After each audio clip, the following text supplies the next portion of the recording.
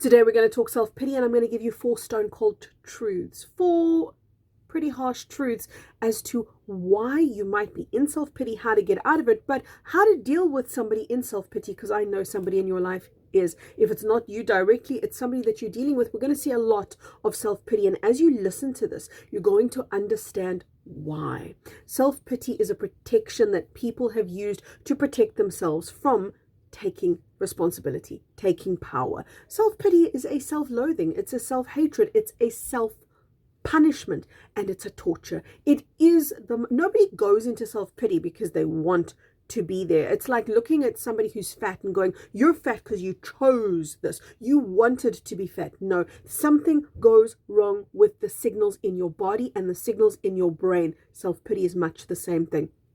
Something is misaligned. This is not you choosing, I see a great way of shirking responsibility and being powerless and getting other people to do everything for me whilst I believe I'm being hard done by and that I'm the victim in this whole thing so that I don't have to be the responsible one and therefore the one who's blamed. This thought pattern is not how humans think. Here's what you really need to know before I get into these 4 stone-cold truths. Self-pity is not natural. It is not organic to the human form. We're living in a false matrix wherein we have rogue signals, programming. We have so many overlays that have been put into place to hook you into and keep you in a subservience, in a false matrix. You needed something to interact in this false matrix with. That's where all these programs came from. That's where all of these very self-denialistic, self-defeating, self-harming ways of being came from. These are not natural at all. So understand that when self-pity is in charge, you are not. It's a big truth. Let's go to these 4 stone-cold truths. Number 1, there's no savior. Now, I know that a person will listen to this and go, well, obviously there's no savior, Gary. I mean, come on. I'm here to ascend. This is my life. I'm responsible for it. But that's what you would say if you weren't in self-pity. If you were in self-pity and I said to you, there's no savior here, you're going to go, I know. And I'm so stuck and no one's going to help me because no one can help me and God's punishing me and life doesn't love me. And that's why there's no savior. Do you see how your perception of that statement is going to be very, very different based on the level of self-pity? And that's an important point there, the level. Self-pity is not a flat 2-dimensional thing. You have it or you don't. You actually have degrees of self-pity. And if you look at humanity at large, and that's what we're going to do at the end, we're going to see how this is a condition that has been really interwoven into the fabric of human consciousness very subtly, very softly, but it's to keep them powerless. It's to keep them from standing up. Let's go a little bit deeper. Okay, no savior, number 1. Number 2, you have to be the one who stands up. Because there's no savior, it has to be you. You see, a person who's defaulted into self-pity, all of that rogue signaling, all of the distortion and ideas that don't align with their higher consciousness are going to tell them, I know, nobody's going to do this for me and I can't. I'm incapable. Life doesn't want me to. I'm in a sense paralyzed or crippled or incapable of, because look at my history. My history is the proof. Somebody in self-pity is going to whip out the proof very quickly. They're going to say, look there, I tried 10 times, 100 times, 1,000 times. It didn't work, therefore it can't work. So somebody in self-pity, when you say to them, only you can do this, much like there is no savior, they're going to see that as a very, very detrimental thing because their belief is so true. I can't do this. It's so true to them. They've bought into it. They believe it. You're looking at them going, God, that doesn't make sense. Of course you can do it. Of course you can stand up. Your legs are working perfectly. You're able-bodied in the emotional sense. Of course you can stand up. But the person in self-pity is crippled in the emotional sense and they literally cannot do it. So the first 2 are going to fly over the head of somebody who's really in self-pity. But here is where it starts to hit home at point number 3 when I say to you, listen, the universe is an infinite thing with infinite love and infinite patience. And when you have a lesson to learn, it's going to give you infinite time to learn it in. That means you're going to get that now or next life or the next 1,000 or the next 1,000,000. See, when you're dealing with an infinite thing, and you are an infinite thing, and that infinite thing has infinite love and patience with your growth, have at it, baby. Go for it. So you will have as long as you need to come to the realization at point number 4, which is, again, pretty rough. It's a pretty difficult one to come to terms with, both for the person in self-pity as well as for the person dealing with someone in self-pity. Point number 4 is this. When someone tries to lift you up out of self-pity, because people in self-pity are going to say, all I ever needed was a helping hand. It's all I ever needed. No one gave me that helping hand. Because they will not have the eyes to see that point 1 and 2 flew over their head. So what they're going to be doing is they're going to be saying, nobody helped me. I was abandoned. I was left alone. Not realizing, but I'm an adult, or I'm powerful enough to actually have done this for myself. Because if somebody reaches in to a person in self-pity, one of two things are going to happen. Number one, you're going to pull. If you're in self-pity and somebody reaches in to grab you, you're not going to use their leverage to stand up. It's not what self-pity wants. Remember, when you're in self-pity, you're not in charge of yourself. Self-pity is. So you're going to pull that person down, or self-pity is going to pull that person down to meet them, because self-pity, misery loves company. Self-pity really loves company. Self-pity wants to gather together. This is why this is a human-wide condition. Self-pity wants to gather its own kind to itself to validate all the reasons why it's been hard done by, life is cruel, unfair, unjust, etc. And it wants to make somebody else responsible, somebody else punishable, because they perceive responsibility to equate to blame. And because of that, they're saying, well, I'm not going to be blamed here. I'm not going to be blamed for the wrongdoing of God, of society, of humanity, of the universe, of something. So this is one of the mechanisms that the person in self-pity is going to use to bring the helper down, or the help down to its level. Or let's just say a miracle occurs and you've worked really, really hard, because you've probably done this in your life before, and that is try to pick someone up who is insistent on putting themselves down, wallowing in, lying in, languishing in their self-pity. If the miracle happens and you do manage to pull them up, guess what's going to happen? They will never stand on their own 2 feet, because they've used you as leverage. This means they've never developed what the universe wants them to develop, which is the ability to stand up on their own 2 legs. The ability to stand in their own power is what that means. So if you do help a person up in self-pity, they could be dependent on you to the point that if you move out of the way, they're going to fall back down again. And that's not healing. That's not wholeness. That is not a person in self-sufficiency. That's a person in codependency. That person's going to say, I'm not okay unless my helper is with me.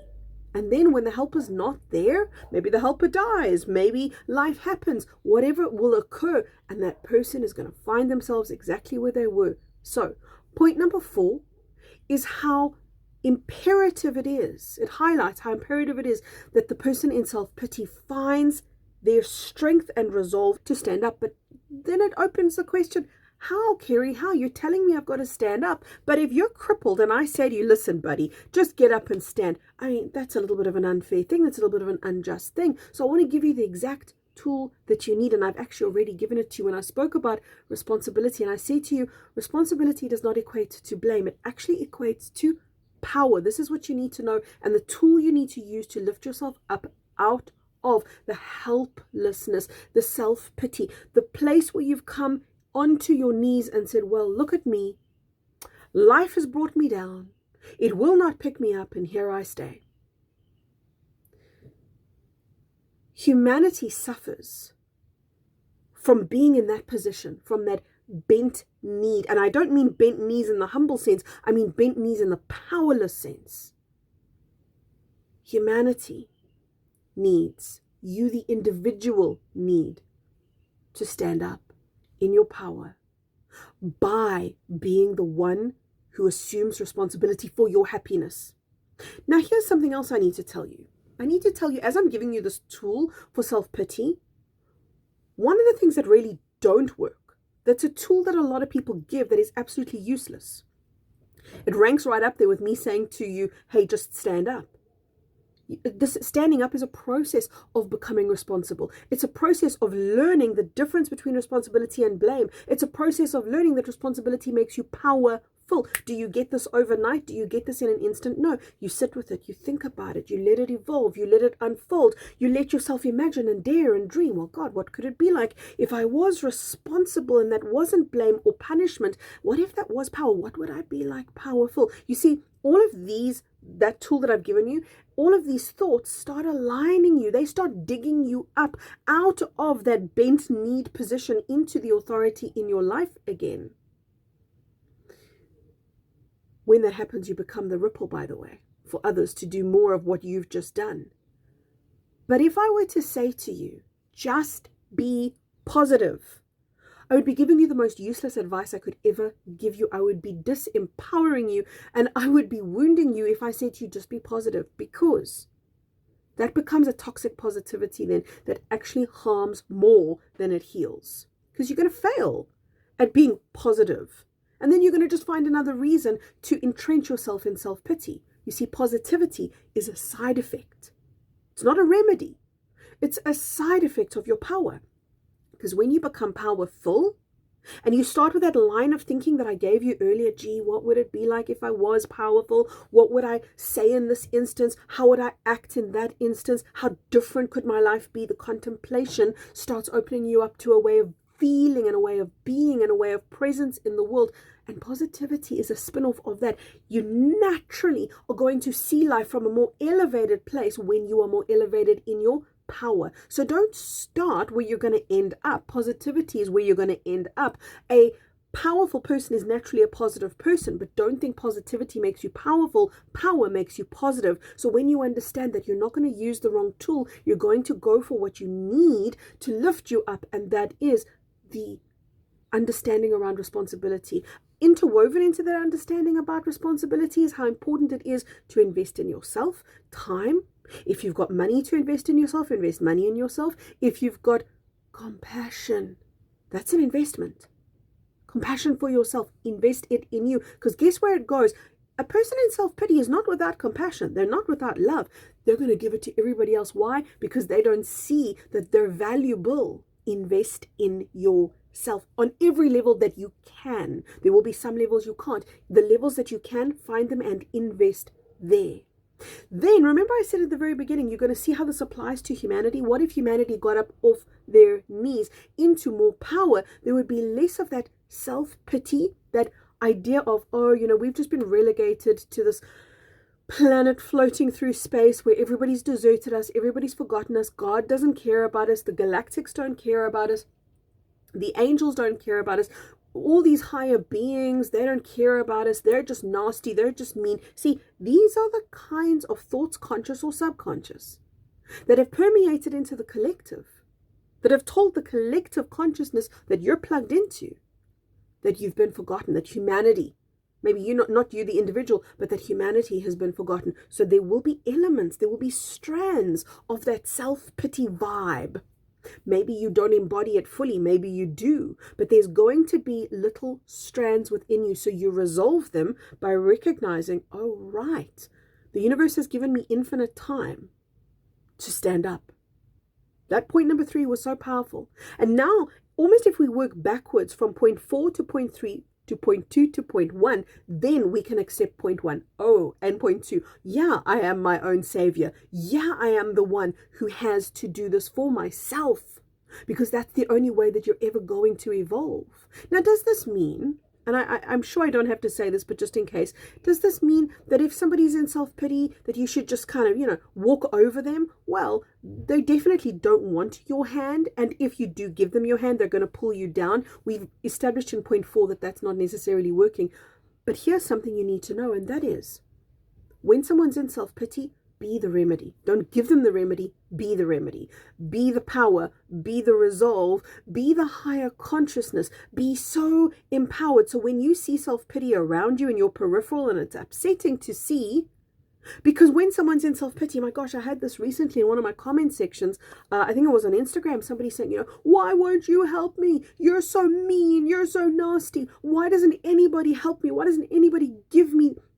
I can't remember what they were demanding. I think it was guided meditations or something to that effect. They're trying to make another person responsible for their happiness. And if you buckle to that, and you go, oh, okay, I'm going to give you what you're asking me for because then it's going to appease you, then you're going to find yourself in such a trap. So you've got to learn to be the power when someone else is powerless. You've got to learn to be the remedy and trust the ripple of your remedy. Trust the ripple of your power. That emits a life force and a frequency and something so beautiful, so enticing, that it draws those who are suffering from the malalignment, the misalignment. It draws them into a higher reckoning, and it begins that working with the tool that I gave you earlier: power, responsibility, contemplation of those questions. Gee, what if I was more like that? What if I got powerful? What would it look like? And it's okay. You're going to have defeatist thoughts. If you've been in self-pity, you're going to have defeatist thoughts like, oh, that's not going to work for me. It's going to work for everybody else. They're special. I'm not. That's okay. Be patient. Be compassionate. Remember those investments in yourself. Make them. Like any investment. Make it wisely. And like any investment, let it be a long-term investment. Short-term investments, sometimes they work out really, really well, but they're kind of, few and far between. It's the long-term investments that bring you true reward. So I mean this in a devotion to the long haul with yourself. Can you show up for yourself more fully, more freely? God, this has been a great conversation. I'm so glad that I've had it with you. Share it with your friends because they need it more than they think they do. Let me know in the comment section. Are you dealing with someone in self-pity, or are you in self-pity? And which of the 4 stone cold truths hit home the loudest for you? Lots of love, everyone. There's a lovely little video that I'm going to link here. If you're on YouTube, go ahead and watch that next. Bye-bye for now.